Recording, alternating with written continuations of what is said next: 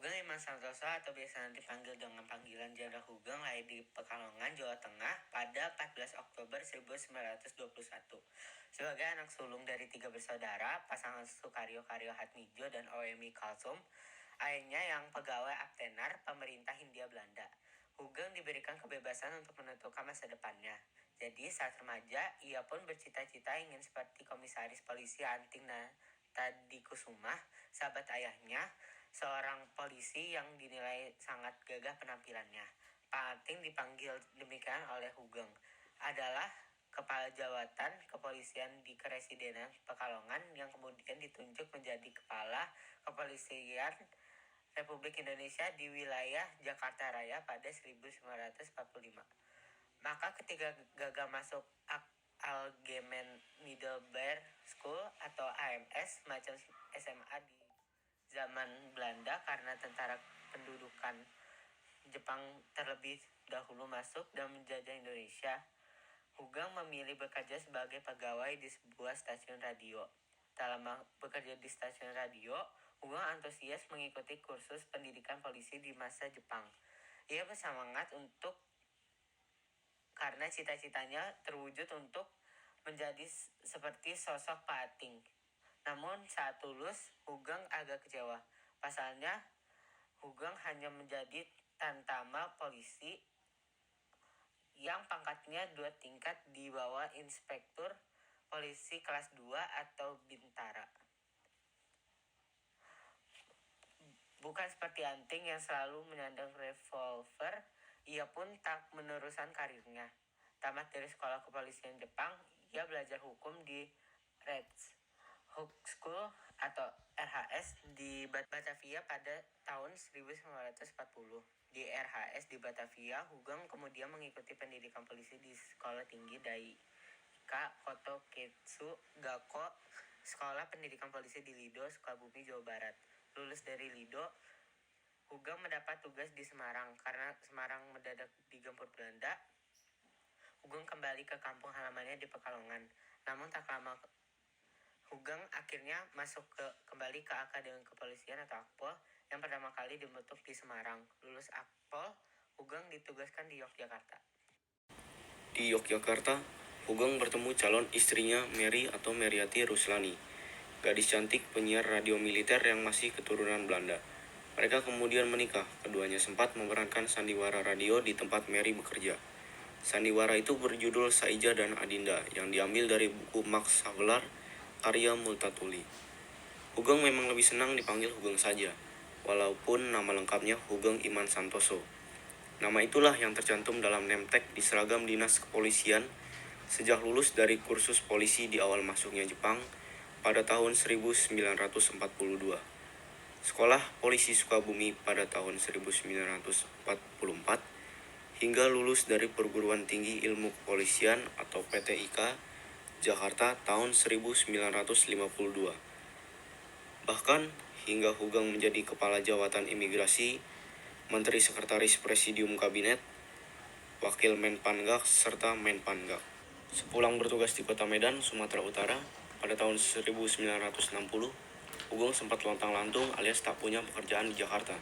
Untuk beberapa saat, dia menganggur dan tampaknya Hugeng sengaja tak diberikan pekerjaan, apalagi jabatan di lingkungan Polri. Padahal sebelum berangkat ke Medan, Hugeng dipercaya menjadi Kepala Direktorat Reserse dan Kriminal atau Ditserse dan Kriminal, Kantor Kepolisian Provinsi Sumatera Utara. Sebuah jabatan yang lumayan tinggi pada waktu itu untuk seorang polisi yang ditempatkan di daerah. Sebelum ke Medan, bahkan Hugeng adalah Kepala Dinas Pengawasan Keamanan Negara atau DPKN, salah satu bagian di Kepolisian Daerah Jawa Timur yang sehari-hari menjalankan tugas intelijen untuk pengamanan kondisi wilayah dari ancaman komunisme waktu itu. Sebenarnya saat menunggu penempatan yang baru di Jakarta, Hugeng sempat mendengar akan dijadikan Kepala Direktorat Reserse dan Kriminal Komisariat Daerah Kepolisian Kadit Reskrim Komdak Metro Jakarta Raya. Namun informasi tersebut tak ada realisasinya meskipun Hugeng sempat beberapa kali latihan mengikuti upacara serah terima jabatan barunya itu. Jabatan tersebut akhirnya memang tak pernah diberikan kepada Hugeng. Meskipun lontang-lantung, Jenderal Hugeng tetap menjalani hari-harinya dengan santai. Baginya jabatan tak perlu dicari, tetapi akan datang sesuai dengan rencana Tuhan. Dari bukunya Hugeng, Polisi Idaman dan Kenyataan, Hugeng baru tahu kalau ia dipulangkan dari Medan ketika tengah terjadi perpecahan di tubuh Polri. Sekarang kabar untuk menjadi Kadit Reskrim Komda Metro Jaya pun tentu sulit terwujud. Sebagai pengangguran, Hugeng banyak menghabiskan waktunya di rumah bersama keluarganya, bermain musik dan melukis dan berjalan-jalan dengan sepeda ontelnya di sekitar rumahnya di kawasan Menteng. Menurut cerita mantan sekretarisnya, Suharto Marcos Putito, suatu pagi saat berjalan-jalan tak sengaja Hugeng bertemu dengan Menteri Koordinator Keamanan Nasional atau Panglima Angkatan Bersenjata Jenderal A.H. Nasution yang memang sudah dikenal sejak masa perjuangannya. Apa pekerjaan sekarang, Geng? Tanya Nasution. Jawab Hugeng, ya polismen, seorang polisi, Pak. Tetapi sekarang lontang-lantung belum ada job. Nasution tentu terkejut. Setelah itu, tampaknya Nasution melapor kepada Presiden Soekarno, sehingga Hugeng kemudian diusulkan menjadi Kepala Jawatan Imigrasi. Hugeng kemudian dipanggil ke kantor Nasution di Jalan Merdeka Barat. Hugeng ditawari jabatan baru di luar bidangnya sebagai seorang polisi. Saat diberitahu apakah Hugeng bersedia menjadi Kepala Jawatan Imigrasi, Hugeng mengangguk. Hugeng siap ditempatkan di mana saja, ucap Hugeng. Secara resmi, Hugeng akhirnya diangkat sebagai Kepala Jawatan Imigrasi pada tanggal 19 Januari tahun 1961 di jajaran Kabinet 100 Menteri. Masih dalam buku Hugeng, Polisi Idaman dan Kenyataan, selain perpecahan di tubuh Polri, Hugeng juga bercerita bahwa pembatalan penunjukannya sempat terjadi karena ada yang melaporkan kepada Bung Karno kalau Hugeng adalah anggota Partai Sosialis Indonesia atau PSI. Partai ini pernah dilarang dan dibubarkan oleh Bung Karno karena mendukung pemberontakan. Seperti ditulis wartawan senior Rosilhan Anwar yang dimuat di harian Kompas 15 Juli 2004, Hugeng kemudian menemui Presiden Soekarno di Istana Merdeka untuk menjernihkan persoalan. Saat Hugeng menjelaskan, Presiden Soekarno menjawab, "Tapi kamu kan kenal Sujatmoko, Subadio Sastro Satomo, PSI toh?" Sergah Hugeng lagi. "Lah iya kenal, wong kita satu sekolah kok, AMS, Ayogya, dan RHS. Tapi saya tak masuk PSI kok, boleh periksa," ucap Jenderal Hugeng. Lalu Presiden Soekarno menatapnya. Lalu tertawa, beres kalau begitu, tutur Bung Karno. Hugeng memang pernah menjadi mahasiswa Sekolah Tinggi Hukum RAS di Batavia. Namun karena pecah agresi Belanda, sekolah hukum Hugeng ditinggalkan. Dalam perkumpulan mahasiswa Universitas Studium Indonesiensis USI di RHS, Hugeng berkenal baik dengan sesama mahasiswa. Di antaranya Sutarmojo, Subadio Sastro Satomo, Hamid Al-Ghazali, Vero Sales, Sudarpo Sastro Satomo, dan Subadrio. Setelah dilantik sebagai Kepala Jabatan Imigrasi menggantikan Mr. RP Noto Harjanto, Hugeng memimpin rapat pertamanya. Nasution waktu itu ikut hadir dalam rapat tersebut.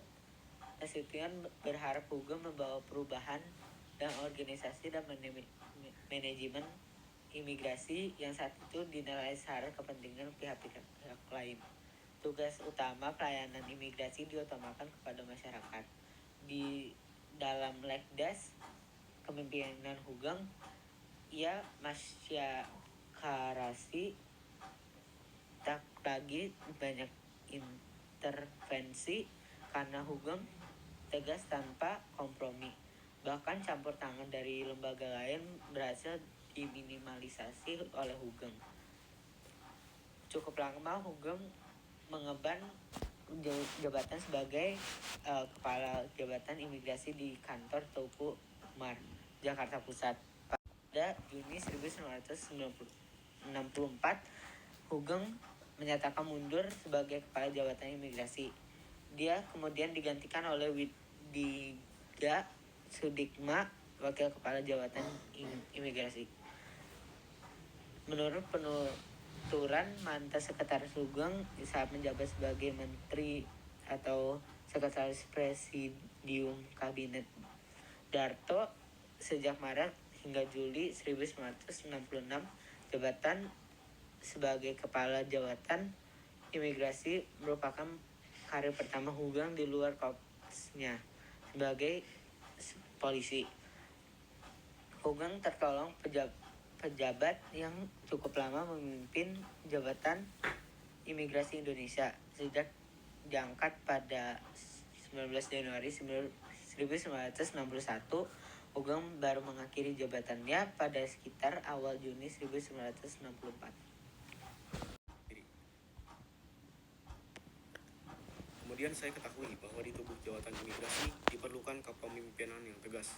Kantor imigrasi saat ini tampaknya tidak dikuasai oleh orang imigrasi sendiri.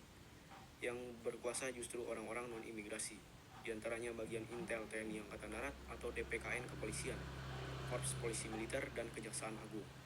Orang-orang imigrasinya hanya berfungsi sebagai juru tulis dan tukang cap belaka, tulis Hugeng di bukunya, Hugeng Polisi Idaman dan Kenyataan. Ketegasannya saat bertugas sebagai Ditreskrim Komisariat Polisi Medan, diantaranya menjadi pertimbangan pengangkatan Hugeng sebagai Kepala Jabatan Imigrasi.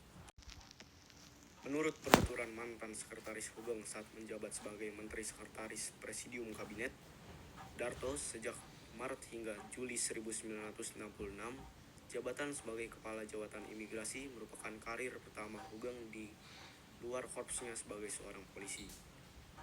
Hugeng tergolong pejabat yang cukup lama memimpin jabatan imigrasi Indonesia, sejak diangkat pada tanggal 19 Januari tahun 1961. Hugeng baru mengakhiri jabatannya pada sekitar awal Juni 1964. Atas semua pengabdiannya kepada negara, ia telah menerima sejumlah tanda jasa seperti Bintang Gerilya, Bintang Dharma, Bintang Bayangkara 1, Bintang Karya Eka Paksi 1, Bintang Jalasena 1, dan Bintang Swabuana Paksa 1.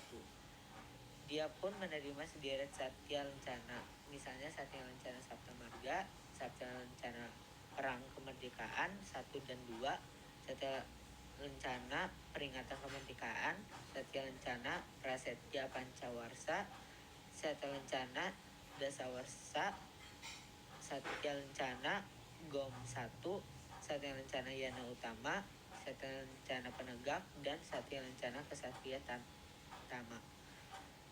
Hugeng Iman Santoso meninggal dunia di Rumah Sakit Cipto Mangunkusumo, Jakarta, Rabu 14 Juli 2004, pukul 00.30 waktu Indonesia Barat. Sejak 13 Mei 2004, ia telah dirawat intensif di Rumah Sakit Polri Kramat Jati, Jakarta, akibat mengalami stroke, penyumbatan saluran pembuluh darah, dan pendarahan bagian lambung. Jenazah Hugeng dimakamkan di Taman Pemakaman Umum TPU Giritama, Desa Tonjo, Bojonggede, Bogor, Jawa Barat pada Rabu siang 14 Juli 2004. Jenderal Hugeng Iman Santoso memang sosok pribadi yang luar biasa. Banyak keteladanan yang dapat kita ambil dan amalkan untuk kehidupan sehari-hari. Mulai dari menjadi pribadi yang sederhana, jujur, berintegritas, serta memegang teguh prinsip hidup.